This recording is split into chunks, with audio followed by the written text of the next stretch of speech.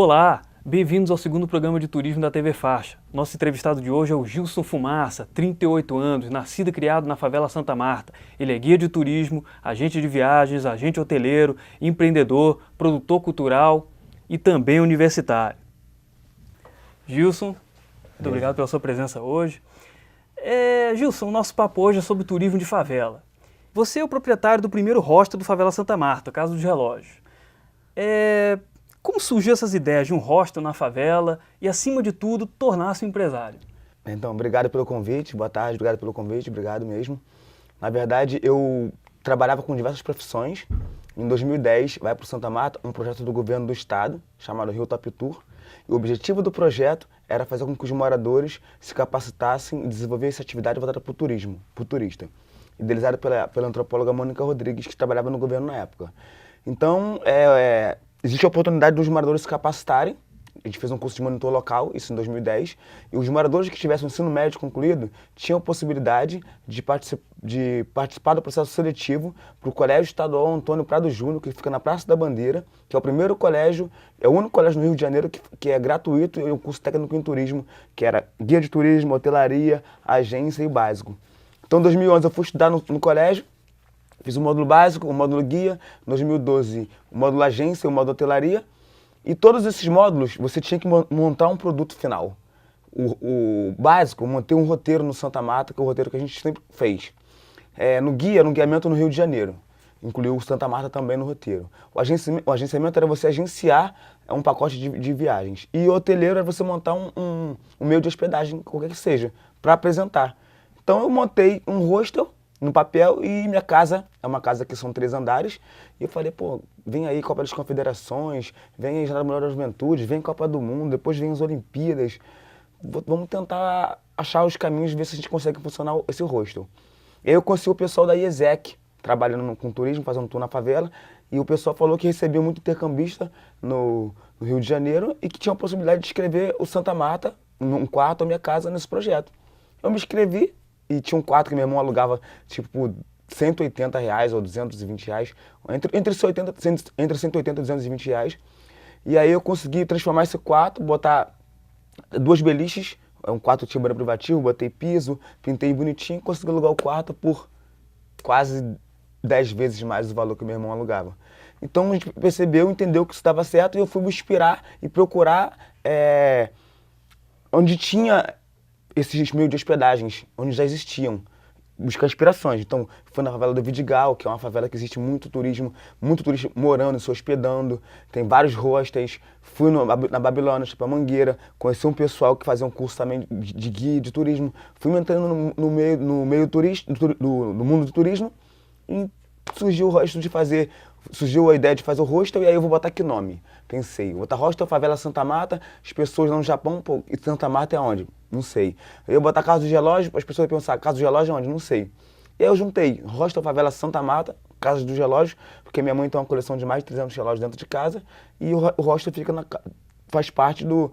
A casa da minha mãe virou também um ponto turístico de visitação, e eu quis homenagear minha mãe e coloquei o nome hostel Favela Santa Marta, Casa dos Relógios, que hoje em dia a gente está se acoplando tudo no nome Favela Cine, que é uma agência de experiência no Santa Marta.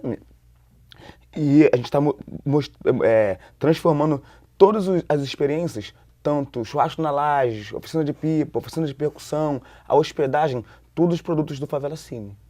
Há um certo fascínio pelo turismo de favela, tanto pelo turista local quanto pelo turista estrangeiro, que você também recebe. Como você explica isso? Na verdade, não é um fascínio. A verdade é o turista hoje em dia, ele quer viver uma experiência diferente. Ele está cansado de chegar em qualquer lugar que seja e fazer aquela coisa que todo mundo faz. Então ele quer algo diferente. Isso tanto o turista nacional e muito mais o turista internacional. Por exemplo, ontem eu fiz um tour com um casal, eles moram 2 horas de Los Angeles. Ela me mostrou as fotos da casa dela. Ela mora numa cidadezinha de 50 mil habitantes, onde tem aquelas casas que a gente só vê em filme de cinema, onde tem aquelas ruas que não tem muro, aquelas casas com jardim imenso, aquelas portas grandes, aquela varanda grande. Então é um modo de vida diferente que eles moram e acaba na internet hoje em dia, as pessoas falando em favela, visitando favela, conhecendo favela, dos eventos em favelas, atores em favelas, gravações em favelas. As pessoas querem e descobrir, entender o porquê desse boom nas favelas. Então acaba crescendo a demanda por um turismo de experiência em favelas e cada vez mais buscado pro turista nacional e internacional para desenvolver a comunidade, para o morador se capacitar e receber o turista, para o morador empoderar outros moradores a trabalharem com o turismo, para o morador deixar de ser um mero coadjuvante num papel no turismo no Rio de Janeiro, como um dos atores principais, da onde ele pode fazer do seu lazer, do seu dia a dia, um produto com uma experiência que se torna inesquecível na vida de um turista. Certo. A equipe do Incrível Hulk veio aqui no Brasil filmar, mas não no Favela Santa Marta, foi filmar na Rocinha, mas a equipe do Velozes e Furiosos 5 rodou na Favela Santa Marta, assim como Michael Jackson também rodou o videoclipe de Don't Care About Us em 1996 por lá. Como isso impacta você como morador e empreendedor e também os moradores locais? Essa é uma das coisas muito, muito importantes, porque todas essas gravações que tem em favelas, existe um trâmite, existe um jeito de chegar, um jeito de acontecer. E isso acaba fazendo que os moradores se envolvem e os moradores acabam trabalhando nessas produções. Tudo bem que o morador não vai ser o diretor do filme, mas o morador dá uma dica, em vez de você descer por essa escada, tem uma escadinha ali, desce para aquela ali que vai ficar muito mais bonita com o que você quer mostrar. E é um impacto muito, muito grande, principalmente quando o Michael Jackson teve em 96. Graças a Deus eu tive a oportunidade de ver o Michael Jackson no Santa Marta, conhecer o Michael Jackson, tocar no Michael Jackson, e eu costumo dizer que o Michael Jackson foi um divisor de águas. Santa Marta, antes Michael Jackson e pós-Michael Jackson. E o Michael Jackson vem falando justamente de um conceito. Eles não ligam pra gente. A sociedade só discriminava as pessoas que moram na favela, a polícia só entrava na favela com ações truculentas, os empresários não acreditavam que o morador tinha potencial e capacidade de trabalhar em diversas profissões em empresas do Rio de Janeiro. E depois disso, o Santa Marta vem numa grande transformações, tão grande que além de Michael Jackson, além de Velozes e Furiosos 5, que o Van Diesel teve também o Hugh Jackman, que é o Wolverine do filme X-Men, visitou o Santa Marta. A cantora Madonna visitou o Santa Marta. A Alicia Keys gravou cenas de um clipe dela na laje do Santa Marta, que até hoje não foi exibido. O Bradley Cooper foi visitar o Santa Marta. O Spike Lee, que é o diretor do clipe do Michael Jackson, em 96, voltou no Santa Marta mais 2 vezes, uma para visitar, para rever os amigos que ele fez na época, outra para fazer um documentário sobre negros no Brasil, e ele escolheu o Santa Marta para ser o local dessa produção. Então, cada vez mais, as pessoas, os turistas e as empresas entendem que nas favelas tem um potencial muito grande para tudo. Seja para comer um churrasquinho, para comer aquele bolo da Dona Maria, ou seja para fazer um tour de experiência com uma oficina de pipa, por exemplo, que eu toco muito nesse assunto porque eu sou viciado em pipa. Eu transformei o meu lazer, que é soltar pipa, numa oficina que é uma das mais procuradas em relação a oficinas. Aí tem oficina de percussão e as pessoas eles vivem, não que eles vivem em outro mundo, mas o ambiente que eles vivem não proporciona isso. E nas favelas do Rio de Janeiro, a gente tem essa proporção de coisas muito grandes, muito bem organizadas, muito bem produzidas. Então a gente só transmite isso, sem contar que nas favelas do Rio de Janeiro nós temos as vilas mais lindas do Rio de Janeiro. E Santa Marta é uma delas. Santa Marta é entre o Pão de Açúcar e o Cristo Redentor. Você consegue ver Lagoa, Copacabana, Ipanema do alto. E o turista toca muito nesse assunto porque, geralmente, na Europa, quem mora no alto, quem tem vista, é quem tem muito dinheiro. No Brasil é completamente diferente. Principalmente no Rio de Janeiro. Que tem melhores vistas são as pessoas que moram nas favelas, que têm as melhores vistas do Rio de Janeiro. Então isso acaba sendo uma troca de conceitos em relação a dinheiro, mas eles conseguem entender que foi o jeito e a maneira que a família dessa pessoa conseguiu se virar na década de 50, 60, 70, 80, 90, para estar no Rio de Janeiro, para trabalhar no Rio de Janeiro, para poder desenvolver a comunidade, e hoje em dia estão colhendo os frutos as favelas estão passando por um processo da sociedade olhar com outros olhos, na verdade. É como se eu dissesse para você, vamos lá no Santa Marta que é tranquilo. Você falar, não vou, eu tenho medo. E aí, de repente, você começa a falar, todo mundo indo no Santa Marta, todo mundo no Santa Marta, no Vidigal. Você acaba tendo um interesse próprio de querer conhecer uma favela. Então isso é uma coisa natural do ser humano. Gilson, uma das maiores preocupações quanto ao turismo de favela é justamente a segurança. O que você pode nos dizer sobre isso? Favelas são os locais mais seguros que existem no Rio de Janeiro. Existe um problema no Rio de Janeiro que é o do tráfico de drogas com a polícia. E a polícia só faz a incursão disso em favelas, com ações truculentas. Então tem essa preocupação com violência. Agora, eu te garanto, nunca teve um roubo de um turista na favela de Santa Marta. O turista anda com guia local ou anda sozinho, super bem respeitado, super bem respeituoso. Tudo bem que eles não sabem de algumas dicas de tirar foto das pessoas sem pedir permissão, mas quando dá com guia local, a gente passa esse tipo de informação. E o guia local dá muito mais transparência e segurança para o turista visitar uma favela do Rio de Janeiro.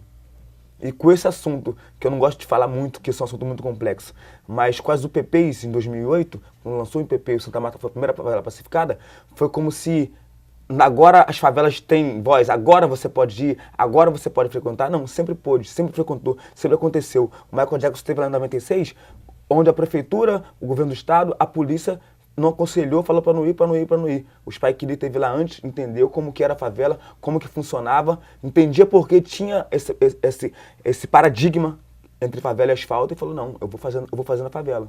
E fez na favela, não aconteceu nada. E nem vai acontecer, porque se existe um problema, não está na favela. A favela acaba sendo pagando pelo pato. A favela acaba pagando pelo um processo final. Vou dar um exemplo bem claro. Nas favelas não tem refinamento de droga, não tem fábrica de armas. Por que a polícia só procura isso dentro das favelas? E isso eles não vê nas fronteiras do Brasil, não vê no asfalto, não vê na rua. Aí nas favelas entram com assuntos truculentos. Aí a sociedade, a mídia transforma de outra forma, colocando a favela é perigosa, a favela é violenta. Não enxerga que isso é um problema do Estado, do tráfico de drogas na cidade, que o Estado deveria procurar meios e mecanismos diferenciados de combater esse tipo de criminalidade. E acabam as favelas tendo um respaldo muito grande, dizendo a favela A, B, C, D é violenta. E não é. E quem vive e mora na favela entende que não é. Há muitos estrangeiros morando na favela hoje, Gilson? Então, existem favelas e favelas. No Santa Marta, hoje mora uma família de argentino, mora uma chilena e mora um americano. É porque acontece o seguinte, as pessoas não sabem. Mas eu como trabalho com turismo há 6 anos e eu frequento favelas e vivo em favela, eu tenho meio que essa percepção. Por exemplo, o cara mora em Nova York, no interior, vai ir para o Rio de Janeiro, ele quer ficar perto da praia. Então, tem o Vidigal, por exemplo, que é perto da praia, perto das praias, uma vista maravilhosa e tem uma acessibilidade muito fácil de transporte, de moto, de Kombi, quase que 24 horas. Isso facilita que o turista procura esses locais de fácil acesso, que facilita a entrada e a saída dele com mais facilidade. No Santa Marta, nós não temos ruas, nós temos um plano inclinado. Ele existe horário para começar, funcionar e para terminar. Por exemplo, ele começa às 6h30 da manhã e para meia-noite. Se você sai para uma balada amanhã, hoje, quarta, o dia que for, chega depois de 1h da manhã, você tem que subir aquilo até o alto. Eu e os moradores que frequentam a comunidade são acostumados. Chegar 2, 3, 4 da manhã, subir 400 degraus, 500 degraus para chegar em casa. Agora uma pessoa que nunca subiu degrau na vida, não tem esse costume, mora numa cidade plana, vem morar num local, vai escolher morar numa favela por querer? Não, ele vai morar numa favela sim, com transporte ou não, se ele quiser viver uma hospedagem de experiência diferenciada. É o que o Santa Marta oferece.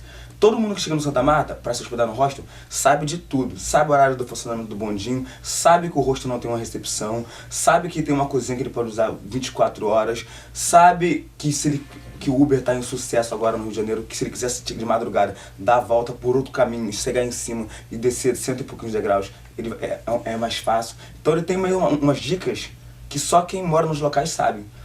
E é isso, e o Santa Marta ele vem meio que atrasado com esse processo turístico também. Vem agora completar 6 anos em agosto. As favelas Rocinha, Vidigal, Leme, Cantagalo, são favelas que já trabalham com isso há no mínimo 15, 20 anos. Então as pessoas já conhecem, já tem muitas informações. O Santa Marta ele vem numa crescente muito rápido. Ele vem se desenvolvendo no meio turístico muito rápido. Mas a gente ainda é um bebezinho, ainda estamos aprendendo a engatinhar. É isso. Certo. E, Gilson, você é convidado para dar palestras em vários lugares. Existe alguma que foi mais marcante, alguma história engraçada que você possa compartilhar? Em relação às palestras? Sim. Cara, na verdade, assim, eu amo falar. Deixa eu ficar falando que a gente vai falar o dia inteiro. E falar, tipo assim, da minha experiência de vida, falar o que eu faço, que eu amo fazer, para as pessoas que não conhecem, que não sabem, isso pra mim não tem dinheiro que pague. Então eu viajo, graças a Deus, a vários locais do Brasil, falando sobre o turismo de experiência em favelas. Mas uma das, assim, mais marcantes, na verdade são duas que é no mesmo local, mas assim, é super interessante, porque começa assim, eu fico emocionado pra falar disso, e me arrepio. Assim, eu em 2013, eu sou marqueteiro da internet. Voltando um pouquinho, eu sou marqueteiro da internet. Então no meu Facebook eu tenho quase 5 mil pessoas. Tipo assim, nunca tive problema com namorada, com ex-mulher, com ex-namorada, com filhos. Nunca tive problema porque eu utilizo meu Facebook extremamente profissional. Tanto o meu Gilson Fumaça, quanto a minha página Favela Assim.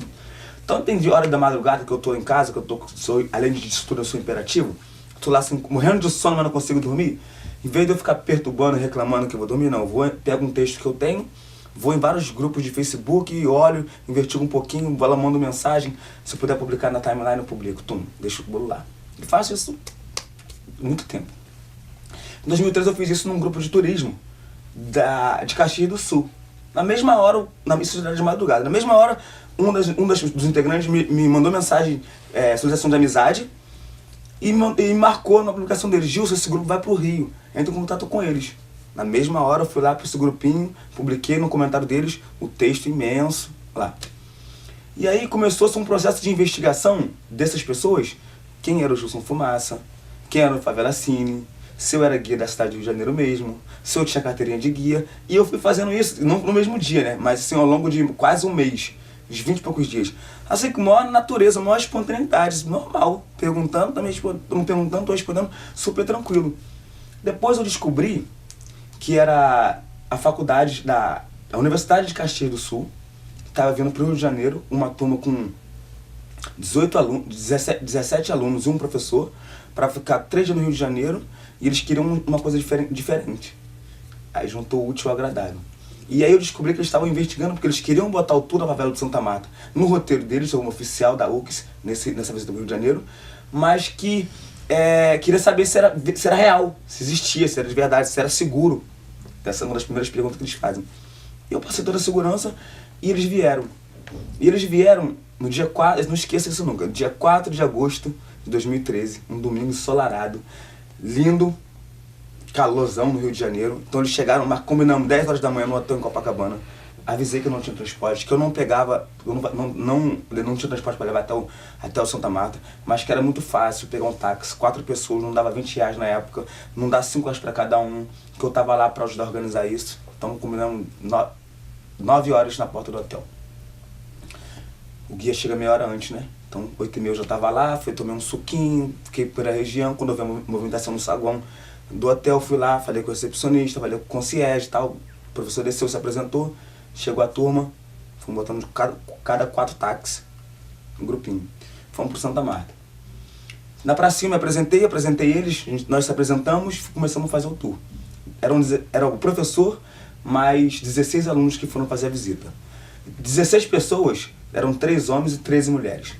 Então tinha loura dos olhos verdes, moreno dos olhos azuis, cabelo louro, cabelo caracolado, cabelo cacheado, negras, mulheres bonitas, mulheres lindas, num domingo, onde está todo mundo de folga no Santa Marta. E o meu tour é autêntico original. Eu tô com você como turista, eu não deixo de falar com meus amigos, com ninguém, por conta do turista.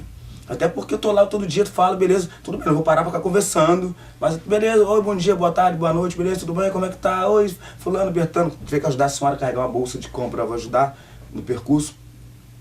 E aí, a gente fez passeio, os meus amigos, nossa, Fumaça, hoje tá bem acompanhado. Quando crescer, quero ser igual a você, tá? Não sei o quê. E as meninas morreram de rir, porque elas estudam na Universidade de Caxias do Sul, mas tem alunos, por exemplo, de São Marcos, que é uma cidade do interior, que não tem esse contato, eles se conhecem todo mundo, mas não tem esse contato tendo as favelas. E foram super elogiadas, falaram tanto as mulheres quanto os homens, como professor, e eles acharam isso uma graça. E perto da minha casa tinha tem uma casa de madeira, né? E tinha uma menina que Ana Clara, ela tinha acho que 8 ou 9 anos na época, ela 8 ou 9 anos, e ela tinha acabado de fazer uma cirurgia no coração.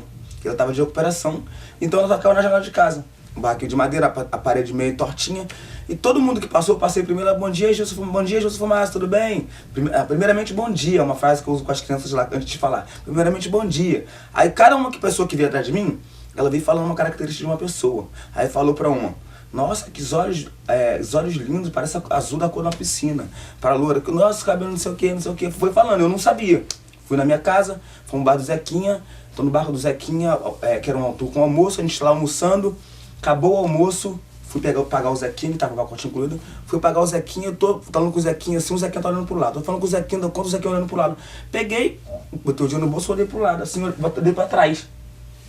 Quando eu olhei pra trás, estavam as 4 mulheres chorando. Eu botei a mão na cabeça e falei, meu Deus do céu, o que aconteceu? Desculpa o palavrão, falei, fudeu o sistema. Fiquei nervoso na hora e fui lá, sentei, quando eu fui falar com elas começaram a rir.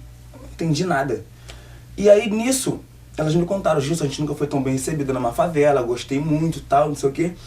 E a gente desceu o morro. Chegou na pracinha da despedida, todo mundo começou a chorar, emocionado, porque a receptividade que eles tiveram.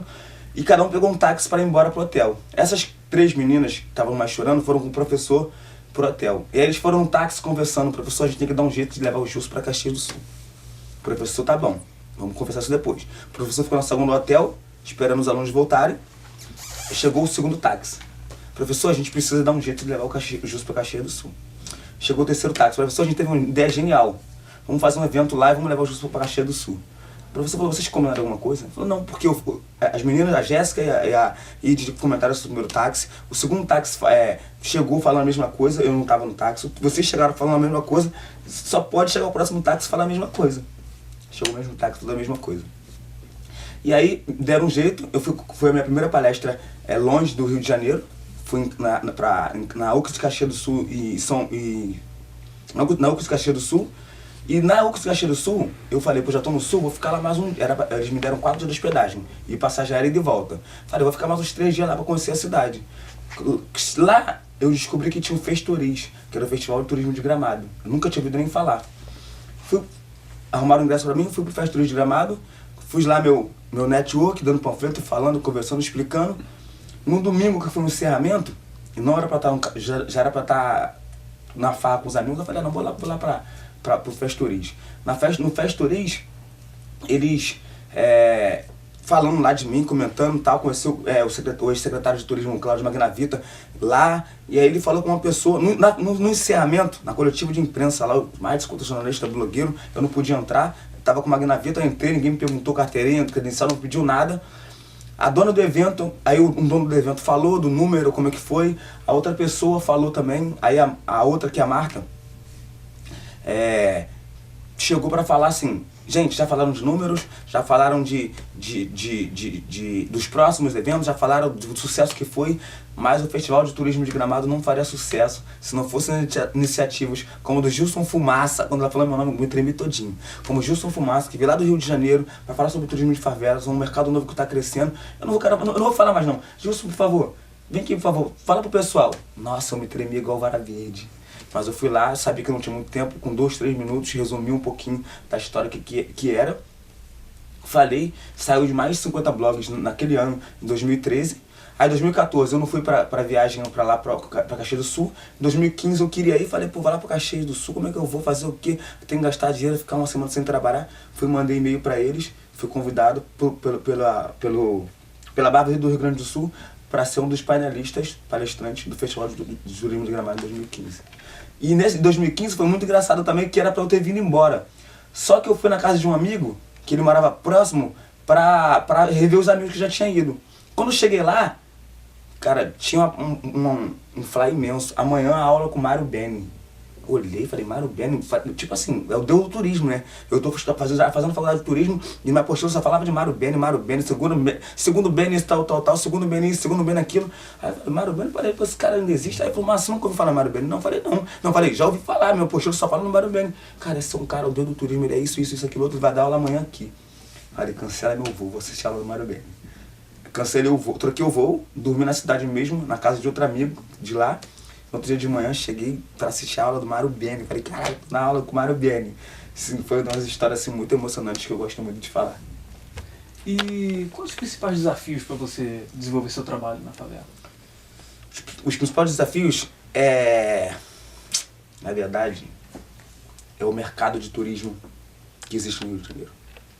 É um mercado de turismo que se preocupa muito com dinheiro. Com dinheiro. Não se preocupa com a qualidade do serviço. Não se preocupa com o que tem que fazer. Não se preocupa de fato com o que o turista vai levar de experiência. Se preocupa, o turista chega no Rio de Janeiro, tem que pagar, pagou, faz o passeio e pronto, acabou. Muitas das empresas buscam focar só nisso. Nosso desafio é justamente ao contrário.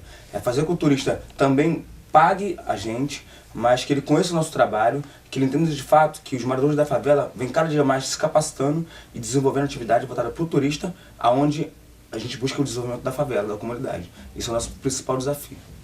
E agora, para finalizar, Gilson, eu queria que você dissesse o que mudou na sua vida desde que você começou a trabalhar com turismo e como você enxerga o futuro do turismo na favela. Minha vida mudou tudo, completamente. Eu trabalhava por conta de dinheiro. Hoje eu trabalho com o que eu amo, com o que eu gosto, só sei fazer isso. E mudou toda a minha estrutura de vida, mudou a estrutura da minha família, dos meus filhos, do meu jeito de trabalhar, meu jeito de pensar, de agir, até próprio de comunicar, de falar com as pessoas, de ouvir as pessoas também.